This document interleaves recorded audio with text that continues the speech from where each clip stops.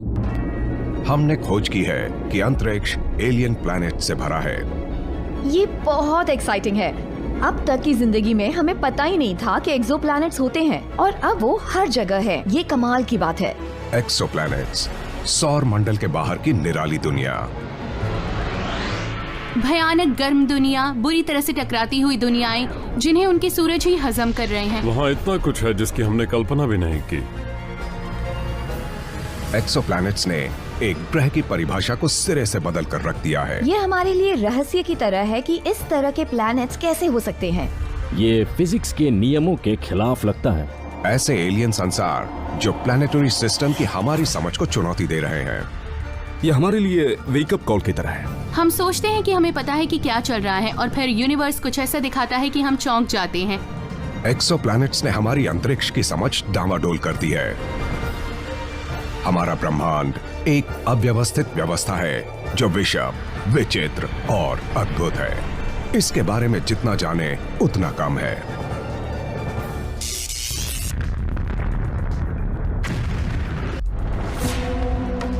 हमने अब तक 4000 से ज्यादा एक्सोप्लैनेट्स ढूंढ लिए हैं। अजब गजब संसारों की तेजी से बढ़ती व्यू रचना।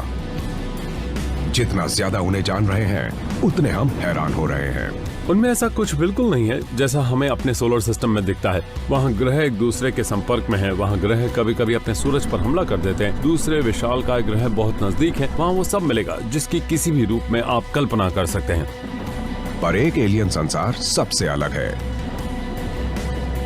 इसे आप नर्क का ग्रह भी कह सकते हैं। हमने इस प्लैनेट के एटमॉस्फेयर को एग्जामिन किया तो हमें वहाँ पिघलता हुआ लोहा मिला। लोहा इतना गर्म है कि वो भाप बन गया है और आसमान से बारिश की तरह बरसता है। पर क्या वजह है कि ये ग्रह हमारे सौर मंडल के ग्रहों के मुकाबले इतना भीषण है? इससे हम ये समझ पा रहे हैं कि ब्रह्मांड अलग अलग तरह के ग्रह बनाने में माहिर है, उससे पूरी तरह अलग जिस पर हम रहते हैं। हमारे शांत और स्थिर दिखने वाले सोलर सिस्टम के बाहर अंतरिक्ष में भयानक माहौल है। अजीबोगरीब चीजें हो रही हैं, बिल्कुल बेरोक टोक। वास्प 76b यहां से 640 प्रकाश वर्ष दूर मीन नक्षत्र में है। पहली नजर में यह ग्रह किसी आम ग्रह जैसा ही लगा। वास्प 76b सूरज जैसे तारे का चक्कर लगाता है। इससे थोड़ी तसल्ली मिलती है क्योंकि ब्रह्मांड अनजानी चीजों से भरा है। वास्प 76b गैस का विशाल पिंड है, कुछ कुछ हमारे सौर मंडल के बृहस्पति की तरह। पर इसकी लोकेशन ने स्थिति बिल्कुल बदल दी है। स्टार हमारे जैसा ले लीजिए, प्लैनेट लीजिए हमारे जुपिटर जैसा, पर उसे आउटर सोलर सिस्टम में बिठाने की बजाय आप स्टार के बहुत बहुत बहुत करीब ले आइए।